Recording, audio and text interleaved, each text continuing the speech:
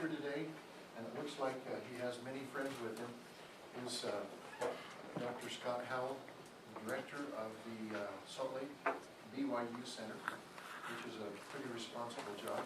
He has many guests and also others who attend him.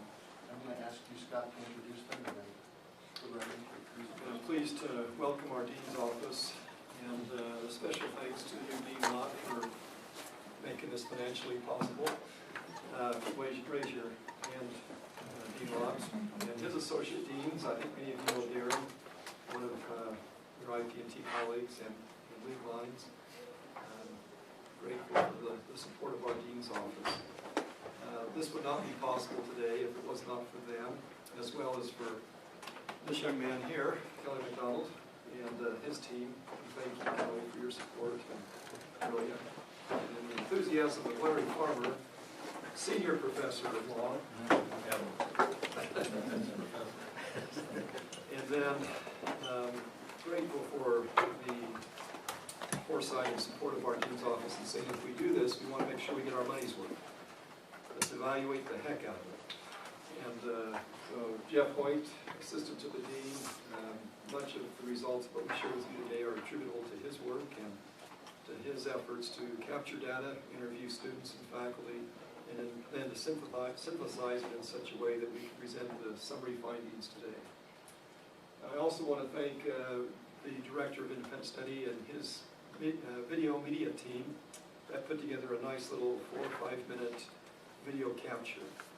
I was told up front that there's a possibility that some of this may go up to the senior administration, and I immediately knew that if that was the case, I needed to make sure we captured visually what this type of video conferencing pilot was really doing and what it was really like. When we hear video conferencing, you can think of a million different iterations and nuances. A lot of us are familiar with Skype. That's maybe the more ubiquitous form of conferencing. There's WebEx and a multitude of other more common video conferencing tools.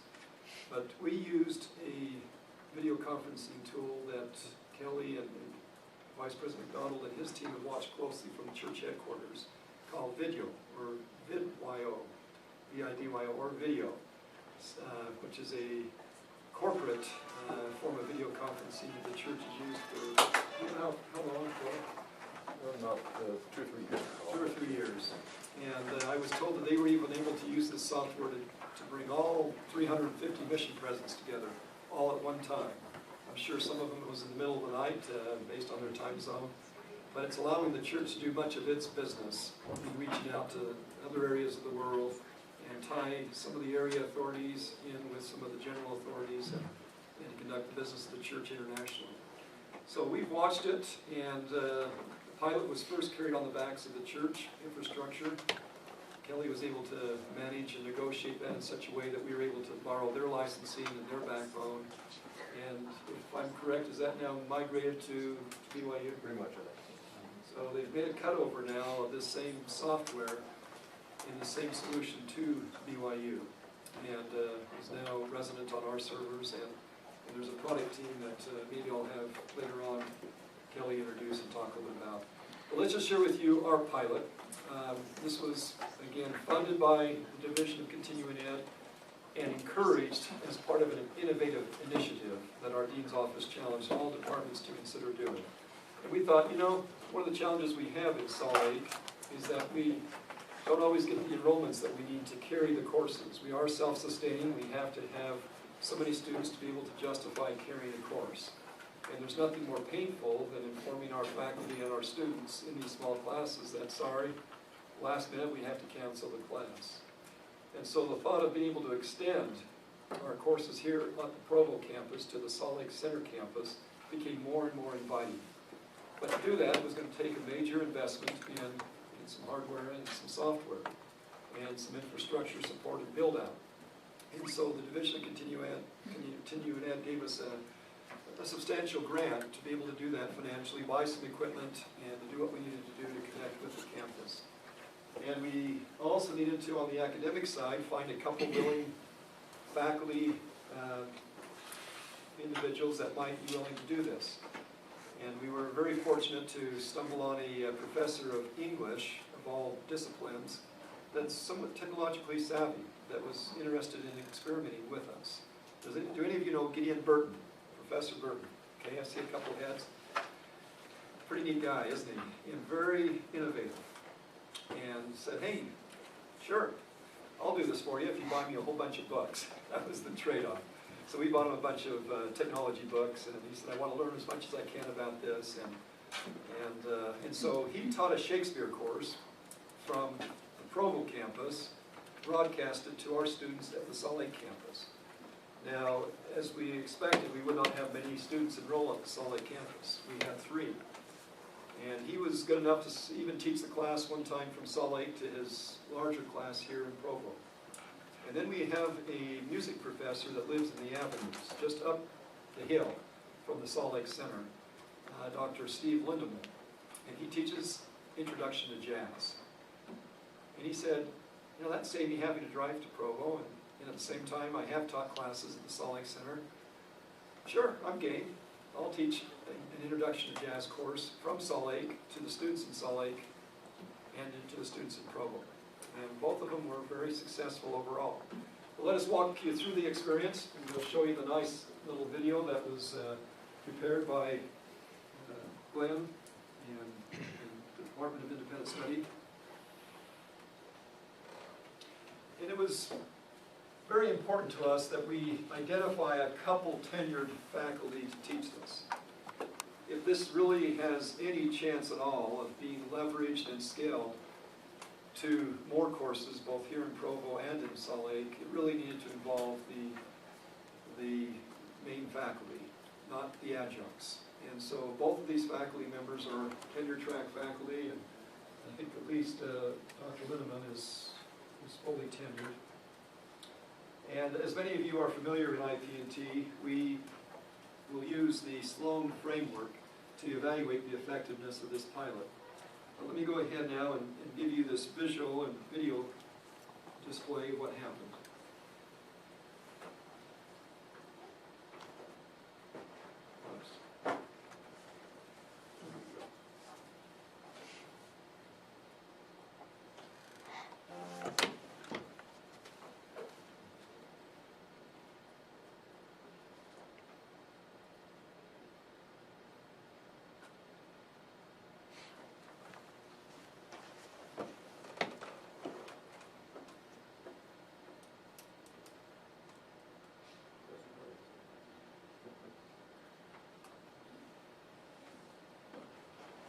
Courses, English 232 and Music 204.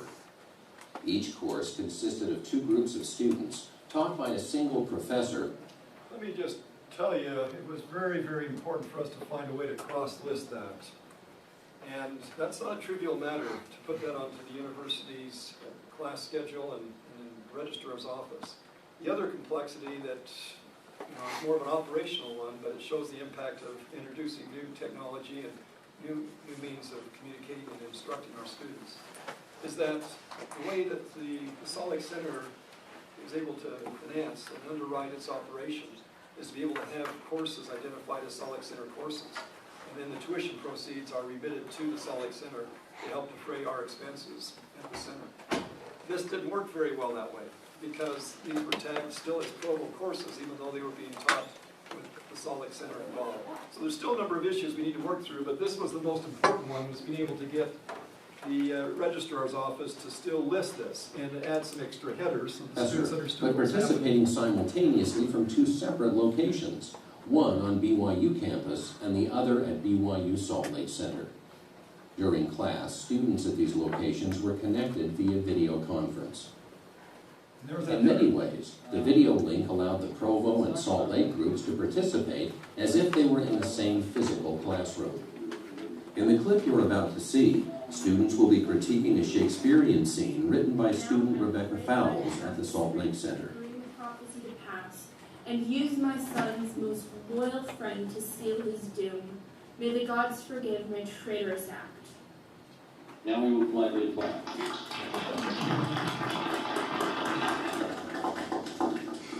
Okay. So, class, what do you think of these lines? Can we give her some feedback on that? Yeah. I think it's style is awesome. And I love that you had her read it because she really was able to put a lot of emphasis into it that she felt when she was writing it. And I was trying to pay attention how the iambic pentameter came out. And on some lines it worked really well, and some of them it doesn't. I don't think it quite flows, but I kind of did that on purpose because this is a really emotional, heated scene. And I mean, from what Ken had said, Shakespeare tended to do that when portraying a lot of emotion. Like, there'd be short lines, the longer lines, or when it was really important, you would put the emphasis on the opposite syllable. Okay, stop right there. Think about the opportunity that we just have right there. We have Two scholars debating on film. I always wanted to take the Shakespeare class, and when I saw that it was available with the teleconferencing, I figured why not give teleconferencing a try. It's kind of cool because other people bring in their own experiences. Like there's this one kid, Nixon, in our class. He comes from Africa himself, and so he's shared a couple stories, and we've tried to incorporate them into our own creation of our own faux Shakespeare plays. And again, there are 3 of us in Salt Lake versus everyone down there. I'm the only girl. Sometimes I get grief about that. So I feel like sometimes the guys will get way into like fight scenes or whatever, and I'm sitting there just kind of like, okay. I feel like with the distance, it's harder for me to be able to discuss with some other girls stuff that I've noticed in the play. Best thing is, I only had to drive 20 minutes to get to where I am now, rather than 45 minutes to go down to Provo. That's the best thing. But the other cool thing was when I needed to talk to my professor, we just set up a time, and then I was just at home. I set up a Skype account, and we just talked. We just did it during his conference hours, and it was super simple, super easy. I thought this was going to be mainly a class where I sat there in front of the screen, and the professor was going to lecture me the entire class, and I was just going to be, originally when I signed up, I was the only one part of the class, so I thought it was going to be kind of interesting, just me on their screen and going, hey! But the blogging added in a whole new element that I was not expecting. It's not a textbook class anymore. It's totally interactive. Catch the lights, please.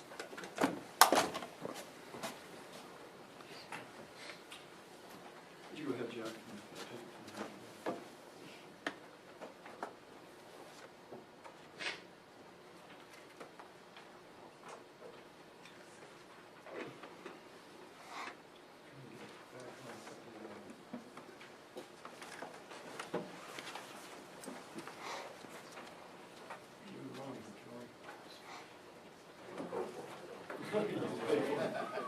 Okay, let's try the computer. There we go.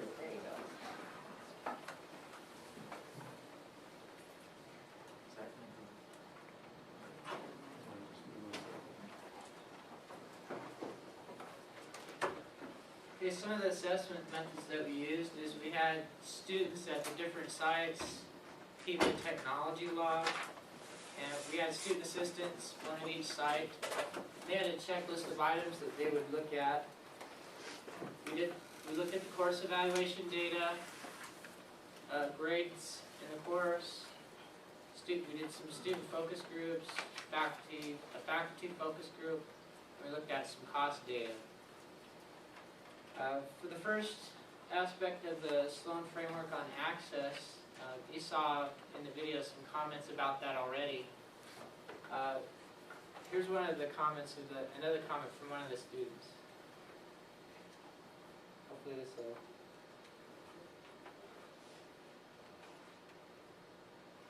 Okay. Well, anyway, the audio is not working, so I'll just summarize it. But the students were really excited about this opportunity that the technology provided for increased access. And one of the things they talked about was they liked the fact that the two campuses were they were able to open up the two campuses, and the students across the two campuses were able to communicate and effectively learn together. It also not only provided greater access, to students communicating across campuses, but also it allowed the faculty to be able to bring in experts into the class. For example, the Shakespeare class, they brought in an expert on the Renaissance, as an example. He brought in 3 different guest speakers, and they also, in one case, they were able to, one of the professors tried to teach the class from Las Vegas. So it gets rid of this place-bound kind of instruction and allows you to bring in people who can be anywhere. We assessed that mainly just through the focus groups, and we had some questions targeted on, questions about access. The other area that we studied was the utility of the technology, and this is a summary of results from those technology logs. And every day that the class session met, these were classes taught once a week for like a 3.5-hour block. And did they meet a total of 14 sessions? 14 weeks. We hired one of the students in the class on both ends to keep this technology log for us, that we didn't bring anybody from, so they came to class and got paid. Good deal. But they did keep the technology log for us. But as you can see, the number of problems reported in any given day, or the total number of days, was pretty small. What this is here is this chart is just the total number of times the problem occurred at each site summed up together. And you can see, for example, on volume as an example, the blue there is the English 232 class in Provo. There were only 2 times, 2 sessions where volume was an issue. And then there were 3 times in that English course at the Salt Lake Center where volume was an issue, but it only occurred once in the music class. And when you looked at the logs, we also tracked, how long, what was the duration approximately of those problems, and they were typically just 30 seconds to a minute. They weren't very long. There was only... All right. There was only two occasions where it was an issue for the duration of the class. There was one time in the music, in one of the classes, where the volume was kind of low for the whole time during the class, so it was a little bit hard to hear. And another time when he was teaching from Las Vegas, the teacher was supposed to use a hardwired connection, not a wireless connection. But other than that, the technology worked really well. And I also did the focus groups with the students using the technology. And when I did those focus groups that lasted, about 45 minutes, I never noticed any problem whatsoever. I mean, the technology functioned really quite smoothly. Another area we looked at was learning effectiveness. We had indirect measures of learning. It would have been nice to have direct measures. But here's a question from the course evaluation and student perceptions about how much they learned in the course. You can see with English 232, 100% of the students strongly agreed that they learned a great deal in the course. For the music course, that was 80%. Then we look at class grade point averages. For the English 232 course, it was a 3.59 was the average grade point average in the course, compared to 7 other sections the prior year at a 3.44. And for music 204, it was 3.14 compared to 5 other sections in 2011 at 3.09. So the grade point averages were slightly higher in these courses, and you can see it varied a little bit across the different sites. In both cases and instances, the Salt Lake Center students did well. Go back for just a minute. So at the Salt Lake Center, they had straight A's, the 3 students that we saw earlier. And then in Salt Lake for the introduction of jazz music 204, they had a 3.541 as contrasted to the 2.99 in Provo. So go Salt Lake Center students. Where were the instructors? One was English and Provo. English was primarily in Provo, and music was primarily in Salt Lake. But I think both of them did at least one switch. For sure, Shakespeare English did. Now, the interesting thing was, in the literature, some people show that students at the remote sites often don't do as well academically, and in this particular case, that wasn't the case. Provo was the remote site in one of them. So here we go on teaching methods. This is one of the things with the Sloan framework that I would change a little bit. I think, teaching effectiveness could be its own pillar in addition to learning effectiveness, because what we were really measuring in some of this was teaching effectiveness. But here, the students that we had keeping the logs basically tracked what type of teaching methods were used on each day. You can see group discussion, lecture, giving instructions was really common. Playing music, was more common for the music 204 course. 10 out of the 14 sessions they're playing music out there, only 2 for the Shakespeare course. We're showing videos, about 8 of the sessions, projecting graphics and information on the screen. This is where you start to see where the instructor in the music course maybe didn't fully implement all of the aspects of the technology that was possible as much as the English 232 instructor. Here you can see the English 232 instructor brought in 3 guest speakers, and then there wasn't any guest speakers in the music course. You have student presentations going on in both. You have group work being much more common in the English 232 course compared with the Music 204 course. But you can see that one of the things we did notice is the faculty member in the English 232 course did go kind of the extra mile to really try to be creative with the technology. There was one point where he broke the class up even into more groups and had video technology brought in so he didn't have 2 sites communicating. He had like 4 going all together, using the video technology. So he was really getting into it and experimenting with it. But this is a comment that he had. He said, you have to reimagine your pedagogy. You cannot just go by what you're used to doing. And it really is not the technical part of it. It's really, now that I have this set up, how do I become an effective teacher? Was his comment. And so he was really trying to do that, work with the technology. He was great. One of the biggest issues that he brought up to me, and I think he did to you as well, is just making sure we position the cameras in the right place and trying to figure out where in the room should he sit. And I think one of the findings that Jeff Rock brings from his evaluation is that really you can use 3 cameras, ideally, in a lot of these rooms to be able to capture all parties. Right, like, with the cameras, the students,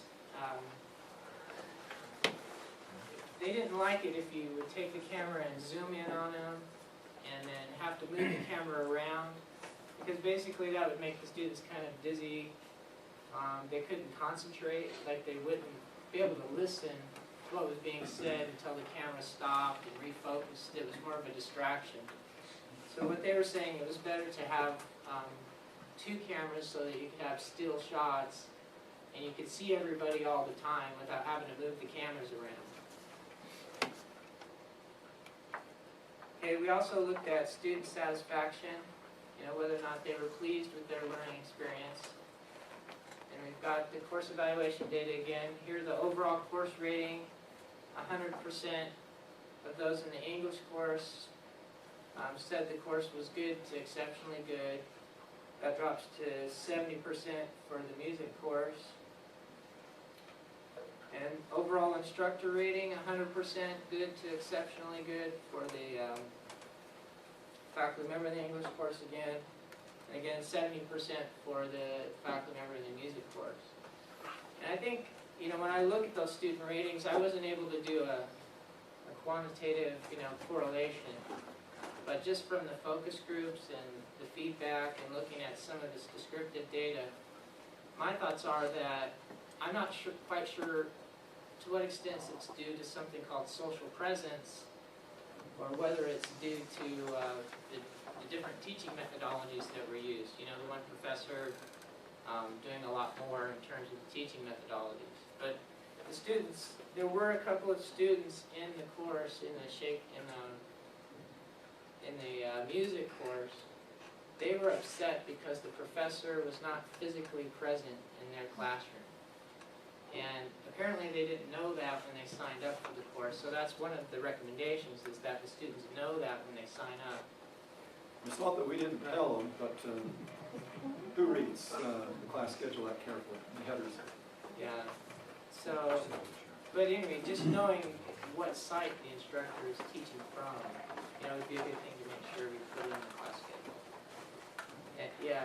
I noticed that the provo students who were teleconferencing, they were less satisfied. Do you think that might have something to do with the fact that they're at BYU, they have higher expectations, I guess, like they expect the professor, whereas the Salt Lake Center, like maybe they're more okay with that? Now that could be part of it. Good point. Good observation. Very likely. You know, it's really interesting in a class, like the one professor in the music class, he taught the whole time from the Salt Lake Center, right? So the students down here in Provo had never seen him in person. And when I was talking to them, they said, you know, yeah, we've got the teacher up there on the screen, we've got that class up on the screen.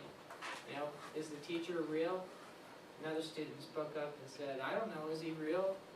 And another student said, it's all an illusion. And they started laughing, you know.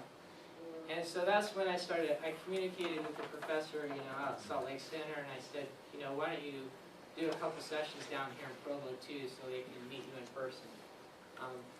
But that's one of the critiques of this Sloan C framework, is I think social presence becomes so important when you start doing blended learning or online learning that, you know, that could almost be a pillar by itself. And the other as well, I think teaching effectiveness, and then also the utility of the technology. Does the technology work well?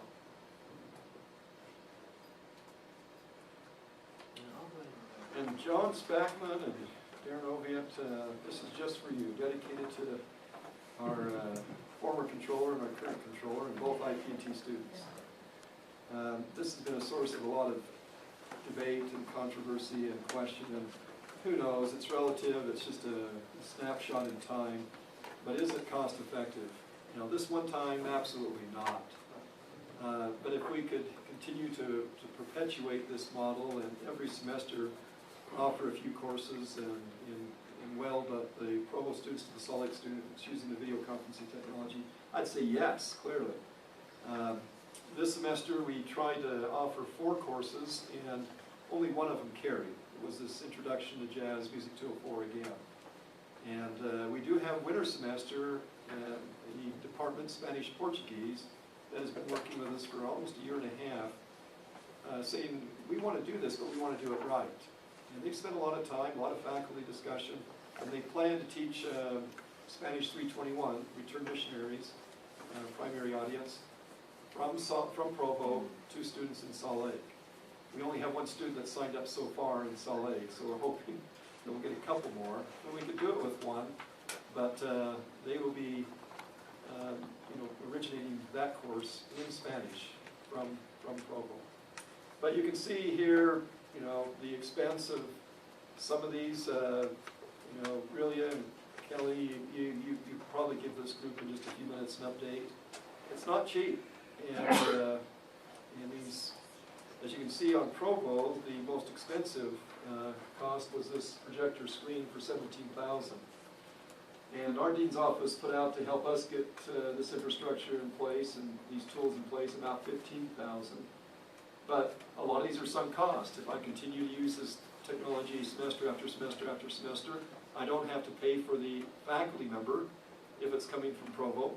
I was able to carry a class with 3 students, and you know, Provo was underwriting the expense of the faculty member, which is the primary expense. So in the long term, I think it would be very cost effective. In the short term, you know, not at all. So is this cost per credit hour that's advertised over a period of time? What the 2 semesters? What did you advertise it over? 3 years. The 3 years of projected life of the technology was projected over a 3-year time frame. Just trying to figure out how you come up with a credit number, credit hours. I think it's pretty soft, and I think it's, pretty much just an effort to try to put some number there, but I wasn't, but it's one of the questions we need to answer, it's something we need to work on, if we roll this model out, scale it to the degree. Big question, go back to that, would you? Should the university continue? One of the things that we ran into, and it is interestingly enough our biggest concern and problem and challenge, it's not the technology itself, it's the academic support. Professor Burton said, I love doing it, I'd be happy to do it again, but I went back to my office and did not get the support that I needed from my chair and from the academic committee. There's got to be some buy-in and some support from the faculty, leadership. Dean's office to the chair's office. There's got to be some kind of university initiative. Yes, we can find a few faculty, a handful of faculty that are willing to do this, but if it in any way undermines their particular assignment within the department or the perceived assignment and the perceived image, they can't continue to do this. And Professor Burton pulled out after this one semester experience because he said, I just don't dare do it again. I'd like to, but the time's not right in my particular department to do this. And that's more of a policy and cultural issue that all of a sudden runs right into the technology and the Salt Lake Center issues and concerns. But these are some suggestions that we extracted from all of the work and all of the focus groups that Jeff conducted. As he already indicated, it's important if we can to rotate instructors across sites. Now we're going to show you a couple quick slides of some other experiments that are going on right now on campus where you can't do that. The professors in Indiana, the students are here in Provo. We need to do a better job in our class schedule of letting the students that sign up for these courses knowing where the course originates, where the actual social presence exists, where the faculty member will primarily be. If we can, to get the class together for at least one event. Use more cameras if possible. Have some student help and support for the faculty member in the other classroom, the remote site. And if he needs to say, would you do this, would you adjust the camera, would you pass this out or whatever, that he be able to have some kind of remote support. There was a sense that, and part of this is just the uniqueness of our particular model. We offer our classes primarily once a week, longer classes. That's nice on one side that it's more convenient to the students, but it is a little more challenging to the faculty member and sometimes to the students to have these 2.5-hour classes as opposed to these 2 shorter classes. And it was very clear to me as I talked to the faculty members that they needed a lot more support. We didn't do a very good job preparing them for the experience, helping them through the experience. A couple of the faculty members that pulled out this semester pulled out at the last minute, scared. And that's really our fault. We hadn't done a good enough job providing them support, holding their hand, and this is a new experience, and reassuring them that this would be okay. And then, as you can see, we ended up doing that to a small degree with this first pilot, is compensating the faculty for the additional time.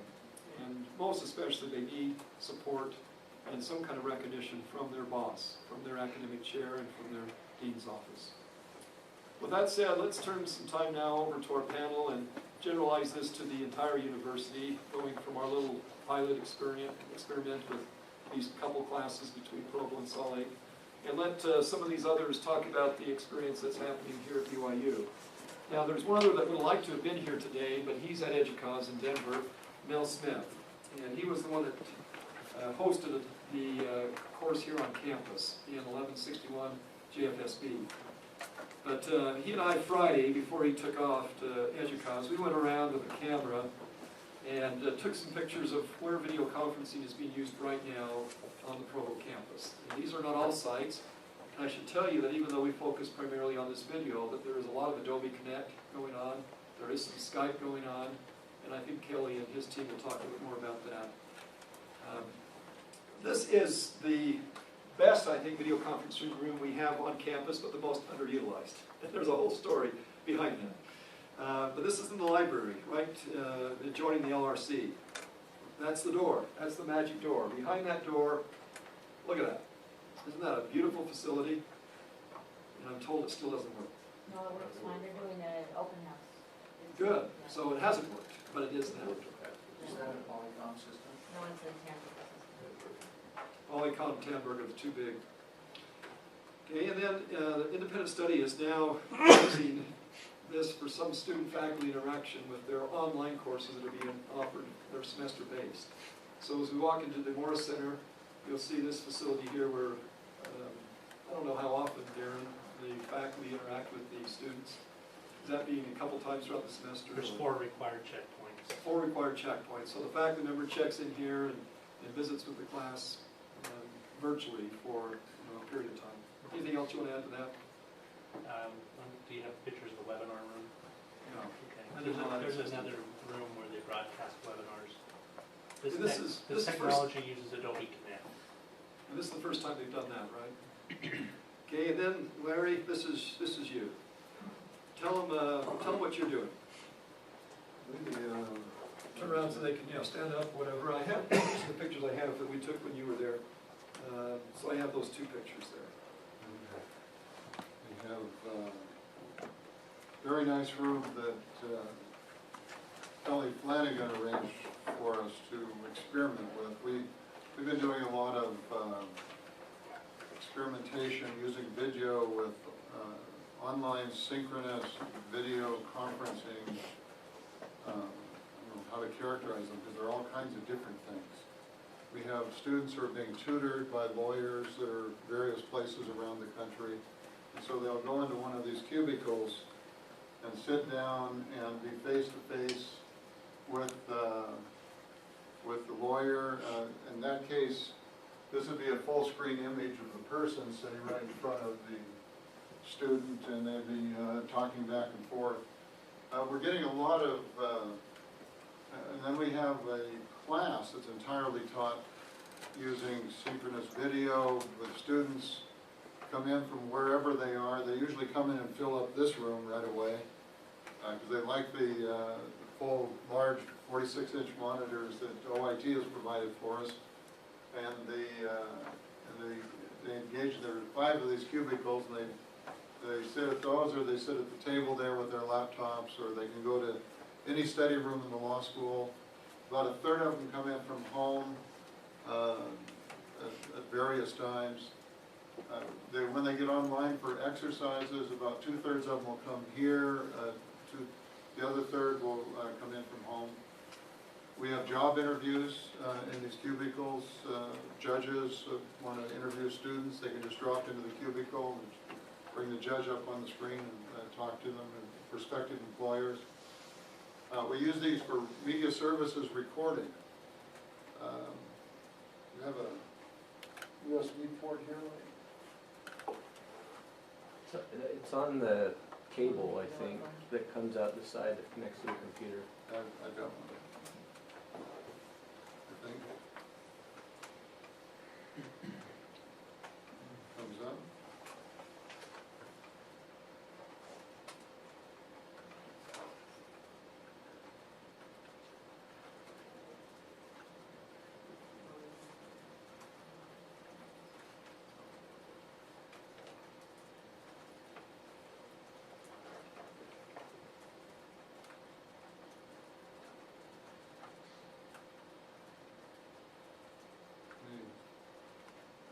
Pop this up. So, this is what we had before. This is much like what you've seen, where we have to set up portable equipment in various places. The students would get online with the student in another location. With the new video communications lab, they simply come in here. They just sit down in a booth. If you go into the booth, they're looking right at this person could be coming in from anywhere else, given the video conferencing. We bring in, here's a very interesting one. This is not at BYU, unfortunately. It's a conference room with every student has a camera on them, every student has a large monitor in front of them, and as you speak, your picture comes up on the monitor and that brings different classrooms that are identically configured together, and so they can just talk back and forth from various locations. This is a guest lecturer. This is an online class that we have with students. Same kind of thing that Salt Lake Center is doing. This is Duke Law School in a joint course with BYU Law School students. This is a class that's going on this semester. Megan Welch there is in Shreveport, Louisiana. She teaches, she's become kind of an expert at this. She co-teaches interviewing and counseling classes at Dayton Law School, at the University of Houston Law School, at BYU, using various online technologies. You can see each of our cubicles, 1, 2, 3, 4, 5 is full. There are some students that are not on screen because video doesn't put them on screen. It only puts on 9 at a time, or 8, I think. Anyway, another class, student outside in the park, that was last spring. Anyway, we externship seminars, students coming in from all over the world, meeting with our faculty during the summer to compare their experiences. The one very nice thing about video is that it, and this kind of software, is that it gives us an automatic recording studio. When they get online with each other, they just click on record, and you can set the quality of the recording. We'll get about 400 recordings a semester of students doing exercises together, and then they can be picked up by reviewers who are located anywhere, and then we, in some of these, for example, this is a student being tutored by a lawyer, recorded, and then the student reviews the recording, writes up an analysis of what happened, the feedback, and et cetera. So these are just some of the experiments that we've been participating in. There's a lot of other kinds of things, but that gives you a sense of it. We've done a broad range of experiments on these use of video conferencing. We've learned a lot, and we continue to try to learn from it. We, like the Salt Lake Center, we're finding that it's better for exercises, it's better for one-on-one interaction, it's better for small group work. It's not quite as effective for lecture, just presentation of content. So we're moving more of that to videos that are posted for students to watch. That are it's archival. Yeah. This is a Turkish class that's going on. Unfortunately, our Turkish professor passed away mid-semester. And so to finish off this class, it only has 4 students. They contracted with a former BYU, at least graduate, maybe professor herself, from Indiana State University. And so the class is now being taught from Indiana to Provo. And then this just happened Friday. This was a webinar conducted by a professor of social work. And then this is the 1161 JFSB that has done so much of this over the last couple of years. It's become a very busy room. And this is where our Music 204 and our English 232 classes met here on the Provo campus. So with that, I'd like to turn the time over to Kelly and Aurelia to just share with us an update as to where we are and where we're going. And once again, we thank both of you for making this possible. Okay, I don't have any slides to present. Sure. Here are a few comments. You'll give me some, I can make up a story about it.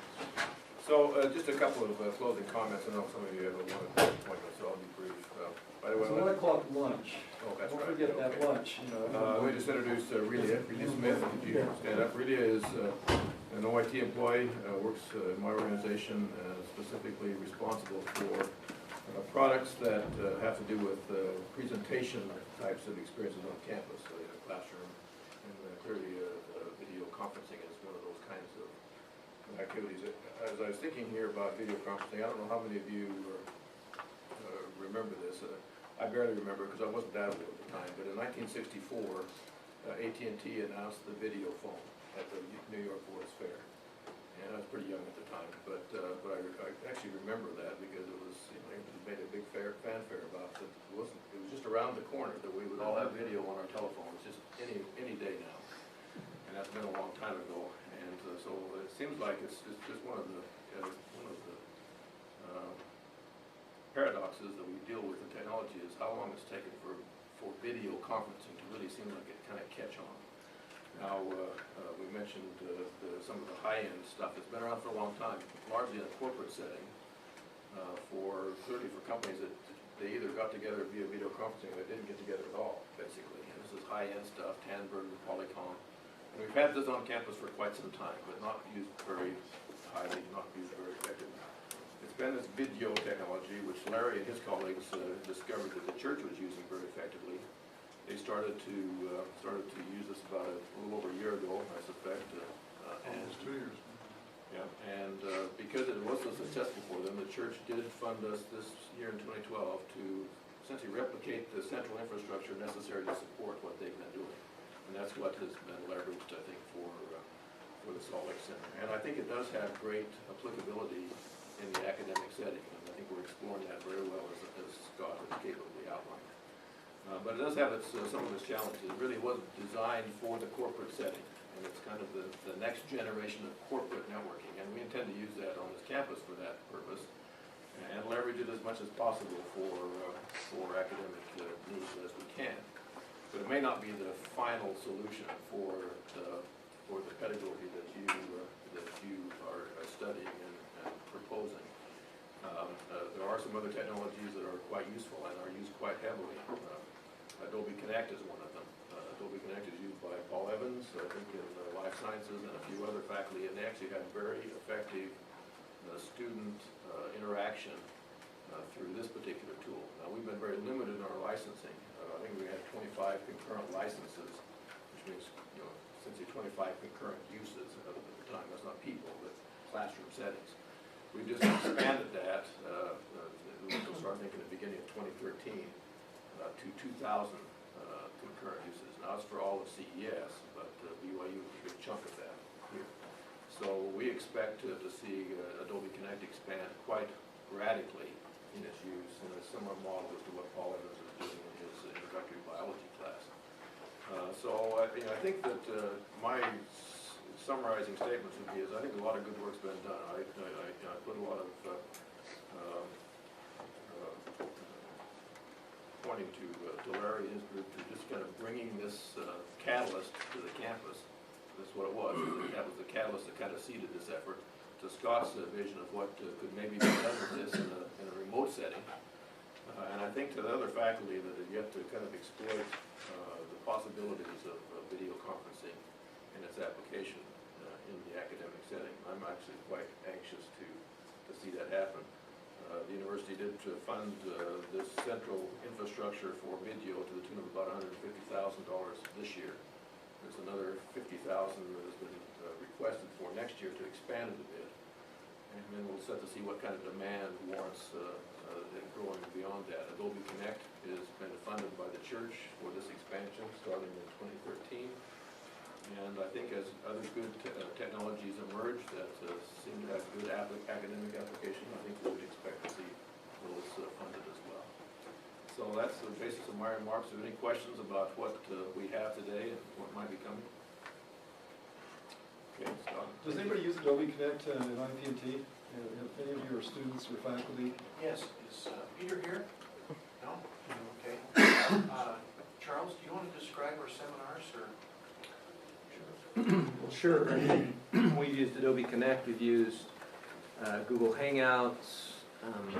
The advantage that Adobe Connect has, I guess, is it's fairly easy to do presentation materials. At the same time, you have video screen, and you can also do back channel, text communication that's going on. A lot of people use the Adobe Connect tool, but it's probably, video is probably a minimal part of that. It's mostly, you have the video screen, but it's small. I think mostly it's good because you get the the presentation screen and the, you know, the live audio around that. And I think most of our students at least have seen that in different settings here in this seminar. I've used Adobe Connect in a couple of courses where I had students who lived in Salt Lake, and one went through a pregnancy, and so it was, and then birthed a child, and so the other students had other issues, and so we tried it. It was a class where we were looking at technology and learning, and it worked out well, I would say, on the whole. It was certainly convenient. There were students that said, hey, do I have to come to campus? I'd rather just stay up at Mount or wherever. But we did have issues at times with bandwidth and the video. And I don't know if, I hear that there's a network expansion that's coming that'll increase bandwidth and so on. But it was, I couldn't tell if that was on campus or off campus or where the bottlenecks happen. But generally speaking, it seems to me that to be a model that has potential, where students can attend online versus being in the classroom. Yeah, Charles? I was just going to say, you know, in the distance education realm and in the blended learning realm, I think that one big issue that has to be addressed is, you know, the asynchronous versus the synchronous. This is all synchronous approaches, and there's a place for that, an important place for that. But social presence can be developed in asynchronous contexts too. It doesn't have to be a live face-to-face kind of setting. Yeah, we have a weekly seminar. This is part of our seminar series every Wednesday. And we have maybe about 25% of our speakers are from off campus who do our seminars. The last one that we had was just a week ago, I believe. He's the co-director of product development at University of Phoenix, and her team actually talked to us, and it was fairly successful. Technology is getting better. Is anybody involved with Dave Wiley and his move? You want to tell us about that, Darren? His is not very interactive synchronously, but we do have, I don't know the exact number, but there's several hundred participants all around the world who are contributing through blog posts and comments on each other's blog posts related to this class is on ed startups, entrepreneurial opportunities, how to put together an idea and nurture it and help it to grow. What are you using to capture the video? If people are using video, they're either using a YouTube thing and posting it, you know, through their application on the web. There has not been any interactive video yet. So this description that we just given is by way of letting you know we are ready. We have been experimenting to the extent that we have the tools. It's good to hear that these other tools exist, and we certainly would like to participate in it. Well, we would hope, if there's any department on campus that we could look to help on this, it would be IP&T. I will also tell you that we're planning a field trip to USU, to their brand new state-of-the-art facility. And of course, many of us know with the extension model, they've been broadcasting remote sites 14 at a time for years.